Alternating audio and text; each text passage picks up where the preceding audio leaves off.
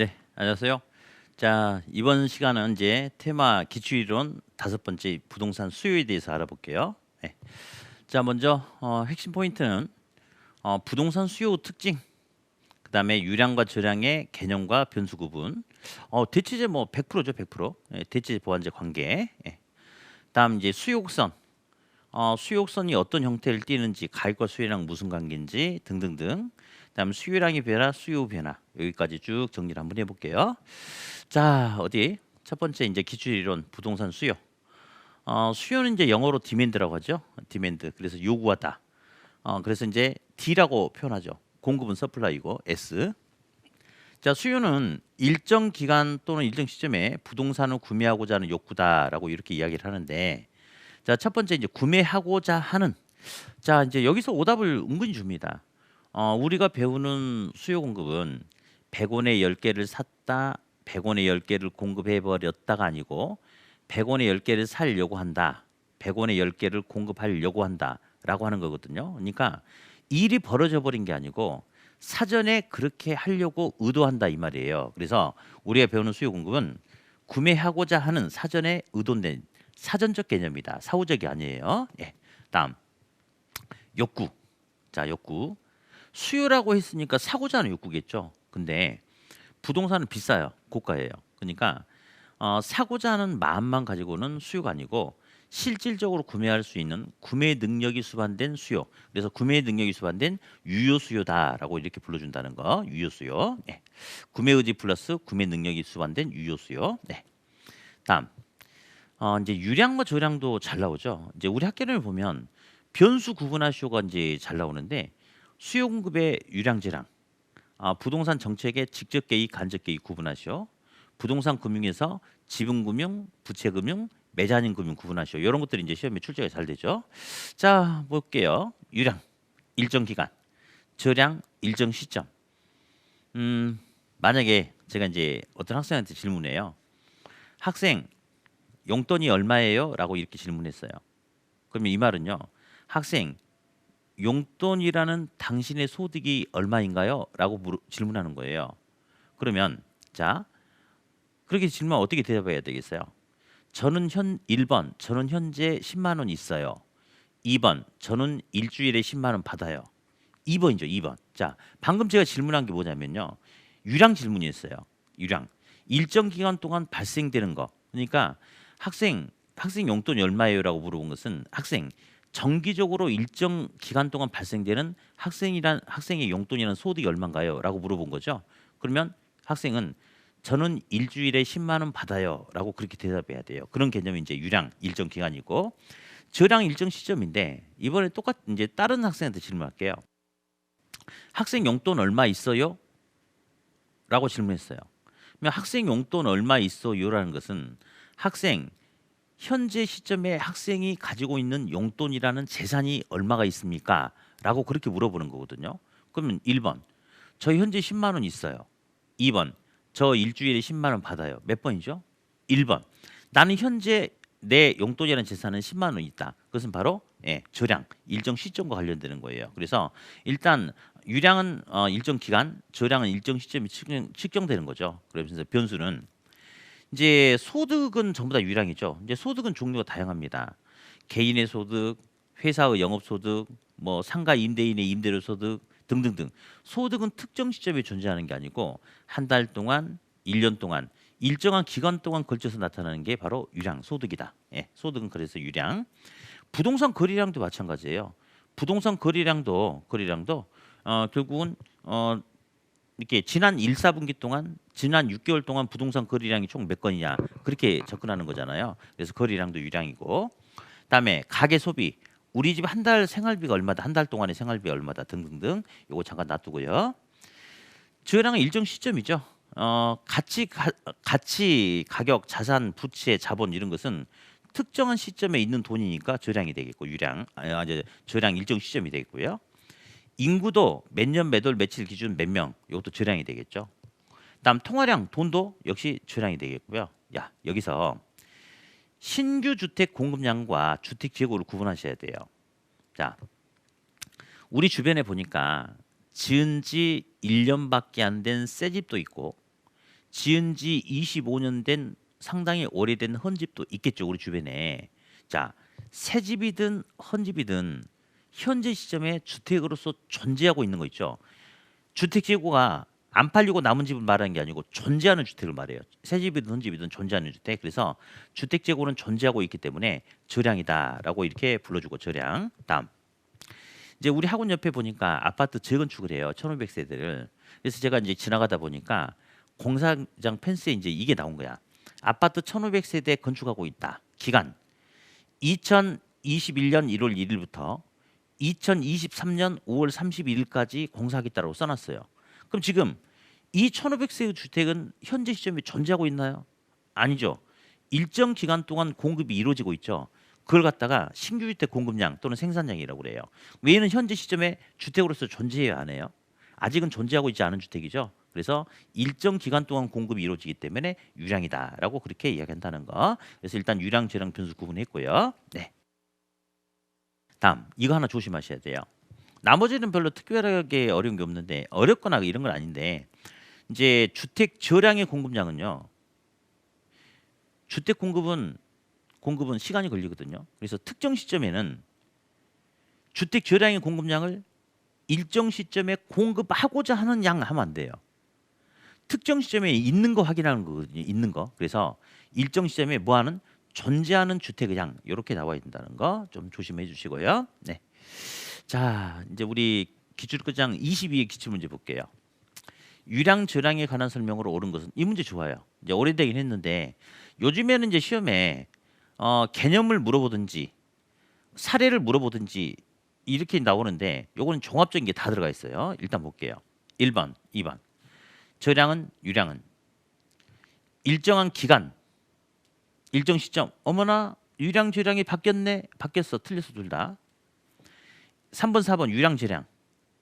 주택 재고, 자산 가치. 이거 저량인데. 거래량, 신규주택 공급량, 생산량. 이거 유량인데. 이것도 유량 저량 바뀌었어요. 다음.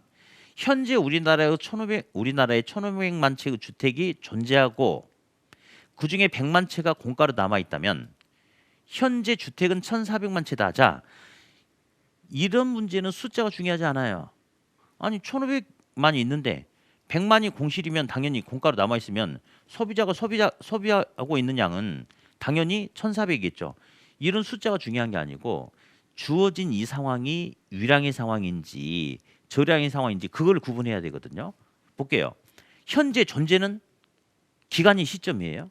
시점이죠. 그래서 저량의 수요량, 저량의 수요량이든 저량의 공급량이든 현재 존재는 유량이 아니고 뭐다? 저량이다. 이렇게 나와야 돼요. 그래서 답은 5번이 맞았다. 이렇게.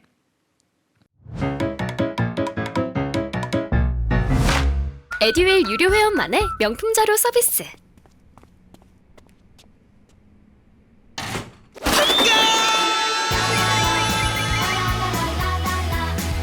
고퀄리티 명품 자료의 혜택. 오직 에듀윌 유료 회원에게만. 에듀윌. 다음 31로 볼게요. 이제 전형적인 스타일이 이런 스타일이죠. 이제 유량 변수는 뭐냐, 저량 변수는 뭐냐, 이제 이런 것들을 물어보는 게 일반적인데, 자, 유량 정제 변수는 모두 몇 개냐?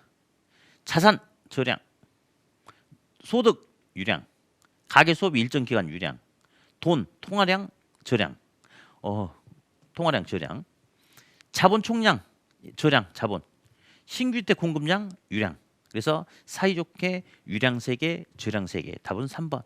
보면 가끔 이런 식의 문제 잘 나와요. 사이좋게 반은 유량, 반은 저량 이런 식으로. 전에도 또 이런 문제 나왔고요. 네, 답은 3번.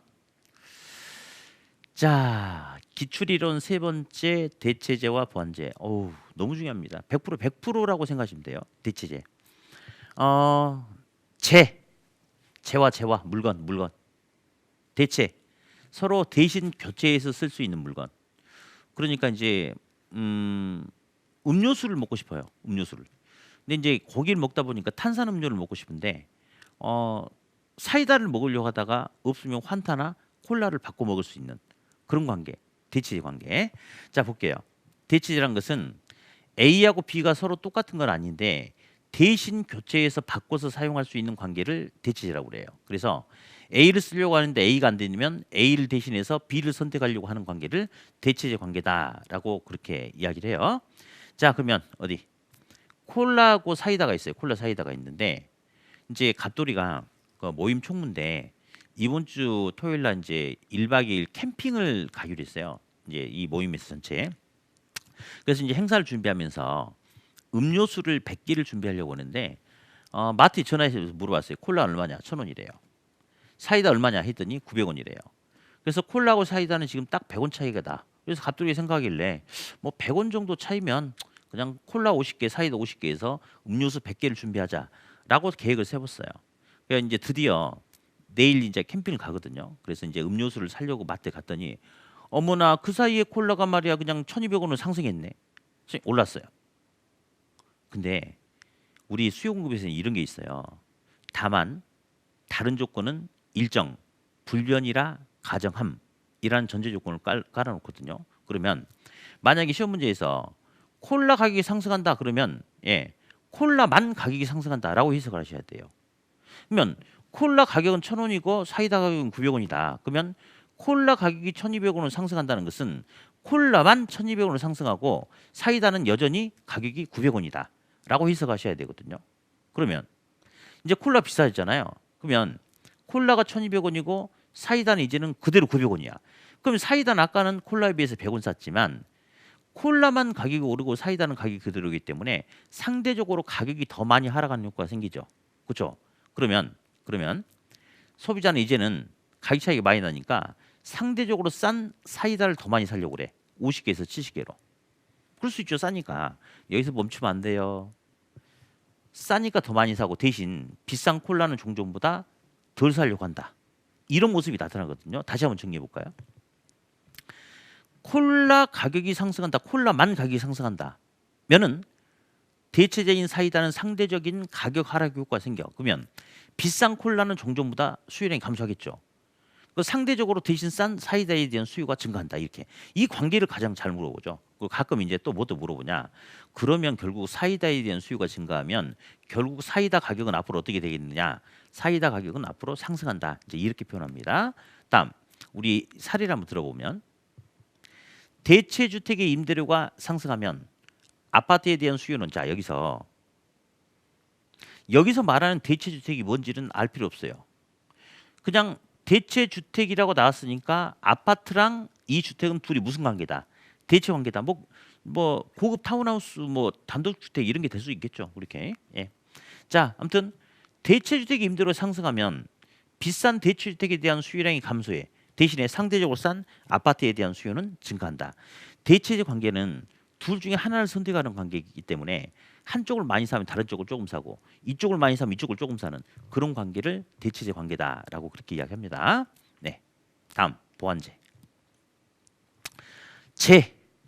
재와 서로 보완해 줄 수 있는 재와 A와 B는 똑같은 게 아닌데 따로따로 소비했을 때보다 동시에 같이 소비했을 때 효용 만족도가 커지는 관계가 이제 보완제 관계다라고 그렇게 이야기해요. 어디? 광어회를 먹을 때는 뭘 먹어야 돼요? 소주 먹어야 돼. 소주. 어떤 학생들은 광어회 먹을 때 뭘 같이 먹어야 되냐 그러면 초장이요, 상추요 그러는데 그런 학생들은 합격할 가능성이 거의 없어요. 광어하면 역시 뭡니까? 소주죠, 소주. 그죠? 그러면 광어하고 소주는 서로 다른 물건이지만 따로따로 먹었을 때보다 회 먹으면서 소주를 한 잔 딱 먹어주면 효용 만족도가 커지잖아요. 그래서 서로를 보완해 줄 수 있는 관계다. 있어 보완제라고 이야기해요. 보완제. 그러면 광어회 가격이 상승하면 비싼 광어에 대한 수요는 감소하겠죠. 수량은. 그리고 보완제는 있잖아요. 소비가 이루어지면 같이 이루어지는 거예요. 사면 같이 많이 사고 덜 사면 같이 조금 사고 이런 게 보완제 관계거든요. 그래서 광어회 가격이 상승하면 비싼 광어에 대한 수요량은 감소하고 보완제인 소주도 같이 감소하는 이런 관계를 보완제 관계다라고 그렇게 이야기를 합니다. 그러면 한번 우리 실제 시험에는 뭐 제가 좋아하는 광어 이런 건 안 나오고요. 소주 안 나오고 이제 이런 식으로 문제가 나와요. 자 볼게요.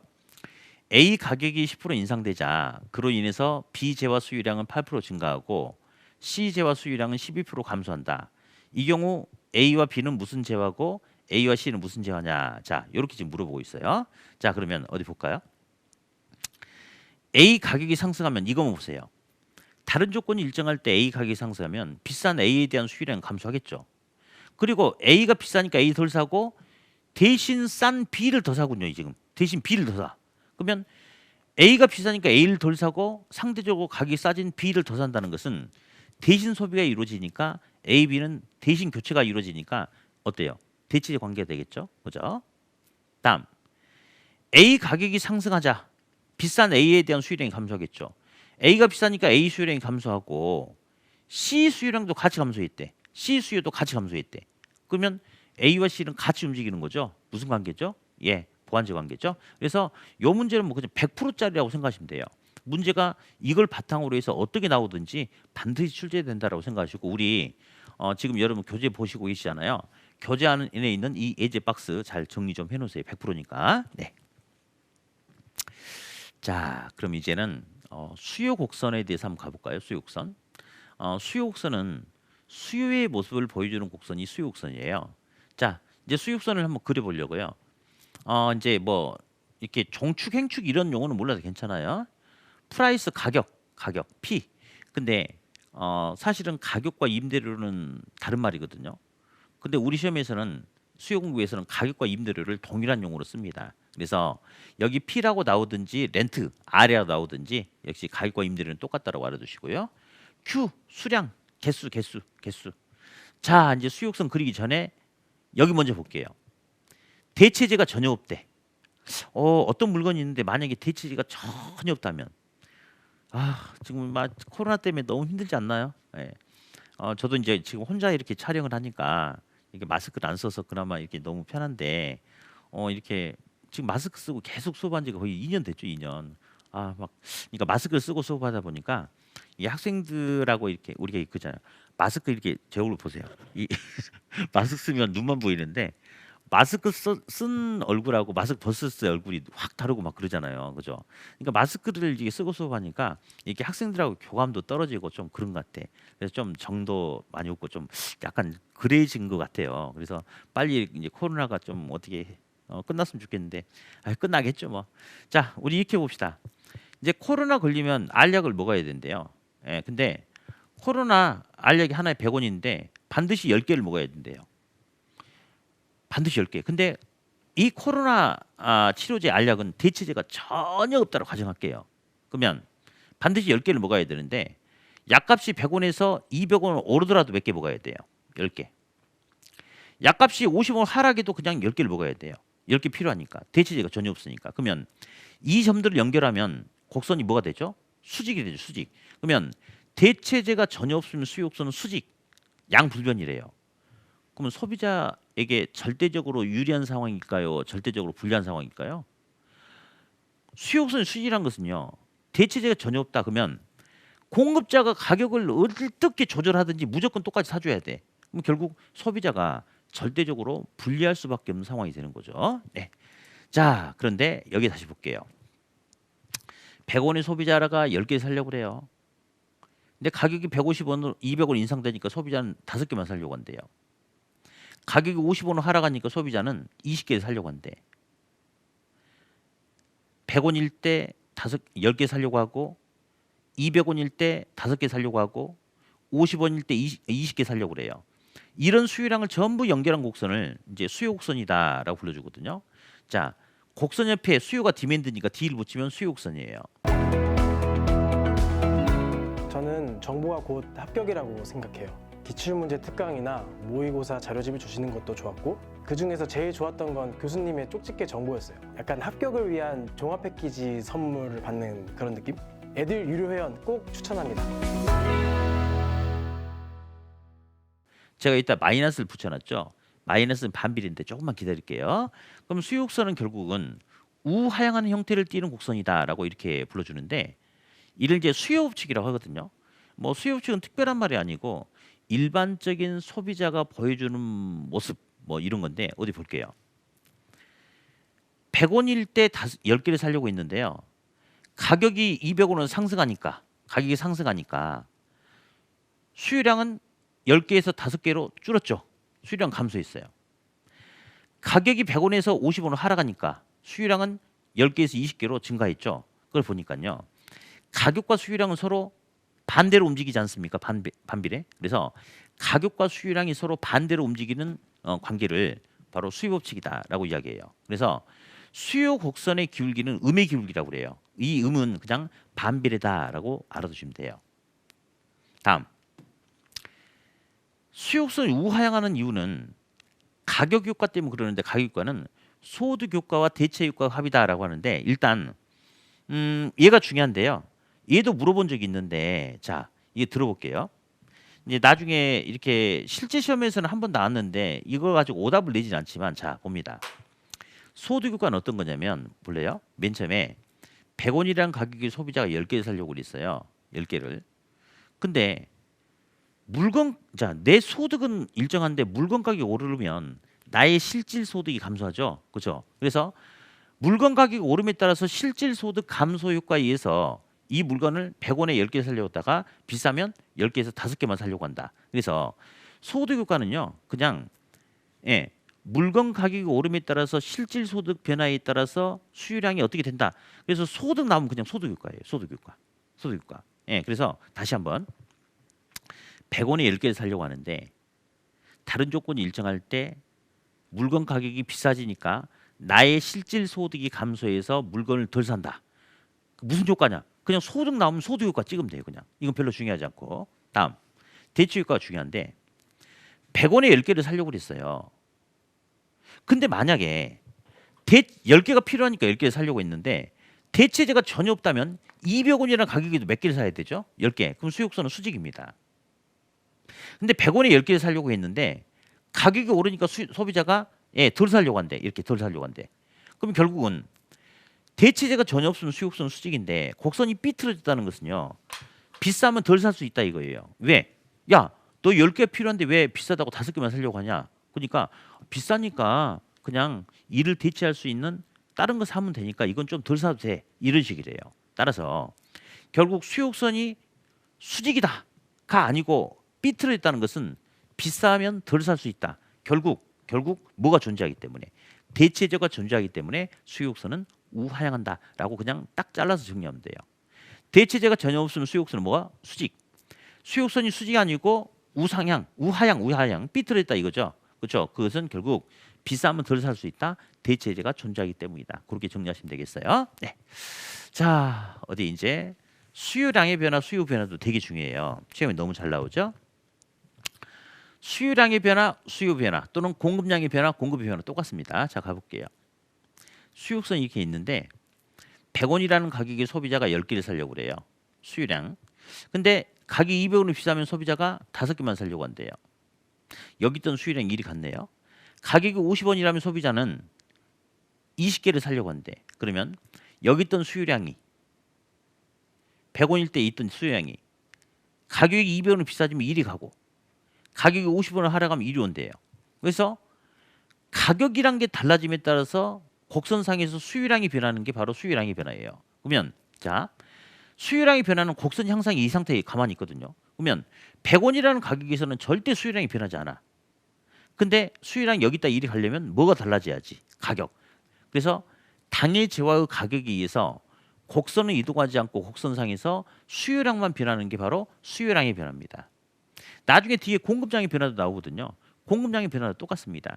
가격에 의해서 곡선은 이동하지 않고 공급량만 변하는 게 공급량의 변화다. 이런 식으로. 다음. 수요의 변화. 100원이라는 가격의 소비자가 귤을 10개를 사려고 한대요. 이제 바꿔서 이야기해 보면 귤을 10개를 사기 위해서 개당 100원짜리 품질의 귤을 사겠다 이 말하고 똑같거든요. 근데 만약에 소득이 증가하면 수요가 증가하겠죠? 한번 가볼까요? 소득이 증가하면 종전하고 똑같은 가격 수준에서 더 많은 양을 살 수 있죠. 귤을 15개를 살 수 있어. 또 종전에는 10개를 사기 위해서 개당 100원짜리 품질의 귤을 샀지만 소득이 증가하면 더 질이 좋고 맛있는 150원짜리 품질의 귤을 살 수도 있다. 그러면 소득이 증가하면 종전보다 양적인 질적인 수요가 증가합니다. 그러면 이 곡선이 이 두 점을 연결한 요 곡선으로 바뀌어. 이 곡선 하늘색 곡선으로 바뀌어요. 그러면 이 수요 곡선이 이리 갔죠. 이렇게 우측으로. 그래서 수요가 증가하면 곡선은 우측으로 간다, 좌측으로 간다, 우측으로 간다, 우측. 반대로 소득이 감소하면 수요가 감소하겠죠. 그죠? 어디? 100원짜리 귤을 10개를 사려고 했는데 소득이 감소한다? 그러면 종전에는 100원짜리 귤을 10개를 사려고 했지만 소득이 감소한다면 이제는 귤을 5개만 사야 되는 상황이 생길 수 있어요. 양적인 수요량이 감소하겠죠. 그다음에 소득이 감소한다면 종전에는 10개의 귤을 사기 위해서 100원짜리 품질의 귤을 샀지만 소득이 감소한다면 질이 낮은 70원짜리 귤을 살 수밖에 없어요. 그러면 결국 소득이 감소한다면 종전보다 양적 질적 수요가 감소하는 건데 그러면 이 두 곡선 연결해 보면 다시 이런 녹색 곡선이 나타나요. 그러면 현재 이 노란색에서 녹색이 됐다는 것은 곡선이 좌측 아래로 가는 거죠. 그래서 수요가 감소하면 곡선은 좌측으로 간다. 일단은 수요든 공급이든 증가하면 곡선이 우측으로 이동하고 감소는 좌측 이동이에요. 자, 한번 따라해 볼래요? 자, 증가는 우측 이동, 감소는 좌측 이동. 자, 그렇게 가거든요. 그럼 계속 가볼게요. 이게 바로 수요 변화예요. 수요 변화라는 것은 수요 틀 자체가 바뀌었대요. 그러면 여기 있던 노란색 곡선이 하늘색으로, 노란색 곡선이 녹색으로, 예, 이렇게 바뀌는 거. 수요 틀 자체가 바뀌는 게 수요의 변화거든요. 근데 수요 변화는 곡선 자체가 이동하는 건데, 단지 곡선상에서 가격만 달라지면요, 곡선이 이동하지 않고 곡선상에서 수요량이란 점만 움직이는 거야. 예, 가격만 달라지면. 근데 여기는 소득이라든지 이자율, 선호도 등등등 가격이 아니라 가격 외적인 요인이 달라지면 수요 틀 자체가 바뀐다. 곡선 자체가 이동하는 그게 바로 수요의 변화. 공급의 변화도 똑같아요. 공급의 변화란 가격 이외의 요인에 의해서 공곡선 자체가 이동하는 게 공급의 변화다라고 그렇게 한다는 거. 자, 그래서 일단 수요량의 변화, 수요의 변화 다시 한번 할게요. 수요량의 변화란 당의 재화의 가격에 의해서 수요 곡선이 이동하지 않고 수요량만 변하는 게 수요량의 변화. 수요의 변화란 가격 이외의 요인에 의해서 수요 곡선 자체가 이동하는 게 수요의 변화다라고 일단 이렇게 정리하시고요. 여기서 이제 조심해야 될 게 하나 있어요. 1번 A란 물건의 가격이 상승했다. 뭐가 변했죠? 가격. 그러니까 가격만 변했기 때문에 곡선이 이동하지 않는 수요량의 변화다라고 하고요. 요거 조심하셔야 돼요. 2번 확인 문제 2번. A란 물건의 가격 상승이 예상된대요. 가격이 상승했어요, 하락했어요? 상승 안 했어요. 사람들이 가격이 더 오를 거라고 예상하고 기대감이 작용된대. 얘는 곡선 자체가 이동하는 얘는 수요의 변화라는 거. 그래서 단지 가격이 상승했느냐 하고 가격 상승이 예상되느냐하고 달라요. 어디? 이 가격은 가격이야. 가격 상승이 예상되는 것은 가격 이외의 요인이라는 거. 달라요. 구분하셔야 됩니다. 네. 이거 하나 확인 좀 할게요. 조금 전에 수요든 공급이든 증가하면 곡선이 우측 이동, 감소하면 좌측 이동이거든요. 그런데 이제 우리 시험에서 이제 수요든 공급이든 증가하면 곡선이 우측 이동, 감소하면 좌측 이동인데 곡선이 이제 아까 보니까 뭐 우상향, 좌하향 이렇게 움직였어요. 근데 좌측 우측만 해도 문제 푸는데 지장 없어요. 근데 이제 얼마 전에 상하란 말이 나와서 한 번만 잠깐 점검 좀 하고 갈게요. 점검 좀. 자, 현재 100원이라는 가격에 수요량이 10개라고 가정할게요. 이게 균형점이 이제 점인데 볼게요. 근데 이제 이 상태에서 이제 이 균형점이 위로 올라간대요. 요점 위로 간다는 것은 예를 들어서 수요곡선이 이렇게 있을 수도 있고 공곡선이 이렇게 있을 수도 있는데 이 점이 여기 있다가 뭐 공곡선 이리 가면 이리 갈 수도 있고 수요곡선 여기 있다가 이리 갈 수도 있어요. 아무튼 자.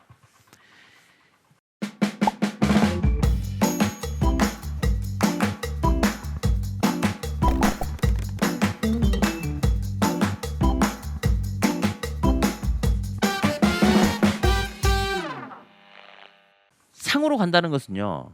110원, 120원, 130원, 140원, 150원 상으로 가면 가격이 뭐 하는 거죠? 상승하는 거예요. 근데 이 가격 100원을 기준으로 하로 간다는 것은 90원, 80원, 70원, 60원 가격이 하락하는 거거든요. 그래서 상하란 말이 나오면 그냥 가격이 가격. 상은 가격 상승, 하는 가격 하락 이렇게. 다음 이 균형량 10개를 기준으로 좌측으로 이동한다는 것은 9개, 8개, 7개. 좌측은 양감소예요. 우측은 11개, 12개, 13개. 우측은 양증가. 그래서 우리가 증가 감소는 이렇게 증가는 우측 이동, 감소는 좌측 이동 괜찮. 이거는 뭐 큰 문제가 안 되는데 갑자기 문제 풀다가 상하가 나오면요. 그리려고 하지 마시고요. 상하는 가격이다. 상이란 말이 나오면 가격이 상승하는 것이다. 하란 말이 나오면 가격이 하락하는 것이다. 이렇게 딱 정리를 하시면 됩니다. 자, 한번 가볼게요. 우리 이제 29회 문제. 이 문제가 은근히 난이도가 있고 좀 뭐 괜찮다라고 판단. 그러니까 그치 이제 시험장에서는 무조건 쉬운 문제가 괜찮은 거죠. 좋은 거지. 근데 이제 시험장에서는 딱히 그렇게 좋진 않아. 근데 우리가 공부하는 과정에서는 이것저것 꼼꼼히 살펴볼 수 있는 뭐 좋은 문제다. 뭐 시험 대비용으로. 자, 볼게요. 아파트 매매 시장에서 수요량과 수요 변화에 관한 설명으로 옳은 것은 자, 아파트 가격이 하락했다가 아니죠. 아파트 가격 하락이 아니고요. 하락이 뭐 돼요? 예상됩니다. 여러분, 가격이 상승했어요, 하락했어요? 하락 안 했어. 하락할 것이 예상된대요. 그럼 얘는 지금 가격이에요, 가격 이외 요인이에요. 가격 이외 요인이죠, 예상이니까. 그러니까 얘는 수요량의 변화가 아니고 수요의 변화입니다. 이거 틀렸어요. 그래서 얘는 동일한 수요곡선 상에서 움직이는 게 아니고요. 가격 이외 요인이기 때문에 곡선 자체가 움직이는 거예요. 그러니까 1번 틀렸고. 2번. 실질 소득이 증가하면 수요가 증가하죠. 그러면 수요곡선은 좌하향 아니죠. 증가니까 일단 좌에 우예요. 우측으로 이동해야 되겠죠. 그 수요가 증가하면 가격은 상승이에요, 하락이에요? 상이죠. 그래서 우상향으로 이동한다 이러면 돼요. 근데 사실은 상하 가지고 오답 주지 않고 좌우만 봐주세요. 그러니까 수요가 증가하면 수요곡선이 증가하니까 우측이고 수요가 증가하니까 가격이 상승하니까 우상향으로 이동한다 이러면 되겠고요. 다음 3번. 대체적인 단독주택 가격이 상승하면 비싼 단독주택에 대한 수요량이 감소하고 대신 싼 아파트에 대한 수요는 증가한다. 증가하니까 우측 상향으로 이동한다. 우측 맞죠? 예? 3번 정답이고 4번. 아파트 담보대출 금리가 하락하면 수요량이 변하다. 잠깐만. 아파트 담보대출 금리는 가격이에요, 가격 이외 요인이에요? 가격 이외 요인이죠. 그러면 곡선 자체가 움직이는 수요량의 변화가 아니고 수요의 변화가 있죠. 수요의 변화. 그래서 얘는 동일한 곡선상에서 이동하는 게 아니고 곡선 자체가 움직이는 거죠. 그래서 4번 틀렸고 5번. 아파트 거래세가 인상되면 뭐 수요가 감소하겠죠. 그러면 수요곡선은 우상향으로 가는 게 아니죠.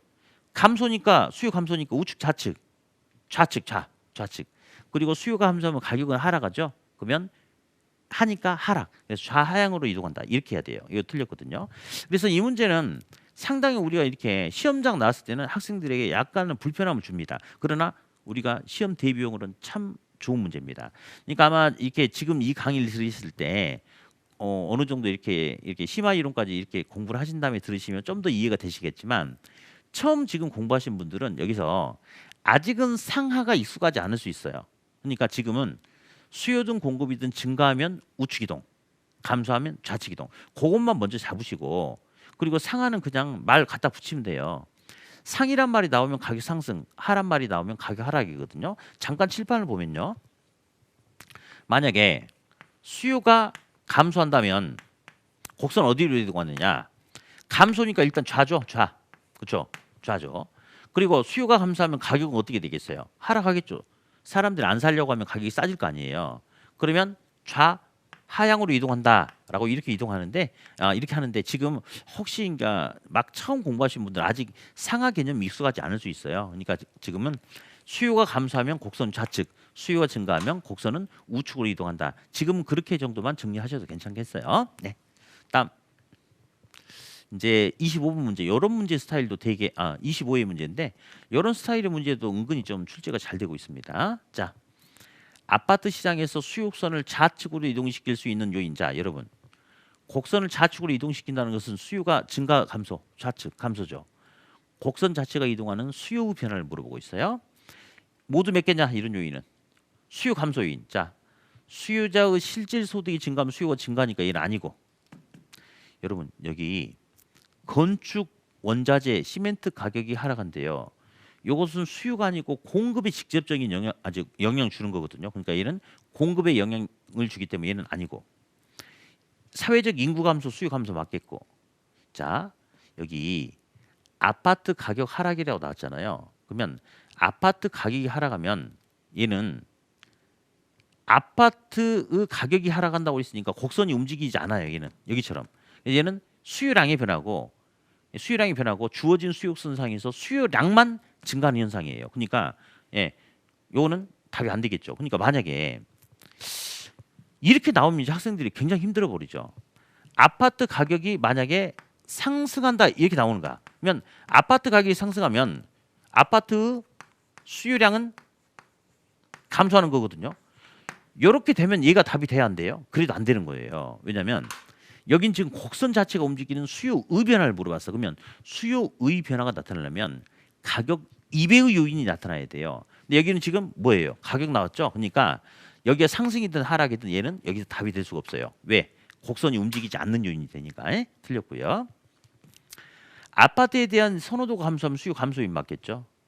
자, 대체주택 가격이 하락하면 그 대체주택이 뭔지 모르겠지만 아파트하고 둘이 대체 관계에 있다 이거죠. 그럼 대체주택 가격이 하락하면 대체주택의 수요량이 증가하겠죠. 싸니까. 그러면 대체주택에 대한 수요량이 증가하면 대신 아파트에 대한 수요는 감소하는 거죠. 대체 관계라면 한쪽을 많이 사면 한쪽을 조금 사니까 요것이 가격이 하락하면 요것을 더 사고 대신 아파트는 덜 산다. 수요 감소 요인이고요. 아파트 담보대출 금리가 하락하면 수요가 증가하는 요인이죠. 그래서 수요 감소 요인은 하나, 둘, 세 개. 답은 3번인데 답은 3번이 아니라 2번이죠. 답이 세 개니까 2번인데 이런 문제는 이제 우리가 시험에 좀 자주 출제가 되거든요. 그래서 좀 이렇게 우리 준비를 좀 잘 하셔야 돼요. 우리 지금 우리 교재 그 밑부분에 보면요. 요 문제 위쪽에 보면 제가 이제 수요 증가 요인, 감소 요인 나누는 것들이 있어요. 그래서 차분하게 그 내용도 읽으면서 어떤 것들은 수요가 증가하는 요인이고 어떤 것들은 감소하는 요인인지 보면서 특히 거기서 대체재, 보완재 그 부분들을 좀 신경 써서 보시면 좋겠어요. 자, 그래서 이제 이번 강좌는 이제 부동산 수요에 대한 기본적인 내용을 했죠. 자, 수요가 무엇이냐? 뭐 사전적이다. 그다음에 부동산은 고가니까 그냥 수요가 아니고 유효 수요다. 그리고 유량과 저량의 변수 구분해봤죠. 대체재 보완재는 말할 것도 없이 100%입니다. 100%. 특히 대체재가 엄청 중요하죠. 대체재 관련된 아까 우리 예제 풀어봤잖아요. 그 문제 잘 좀 보시고. 그다음 수요곡선이 수직이 아니고 우하향하는 형태다. 그것도 왜 그런지 한번 점검하세요. 대체재가 존재하니까 수요곡선이 우하향하고 그다음에 수요량의 변화와 수요의 변화의 특징과 그다음에 거기에 영향 주는 요인.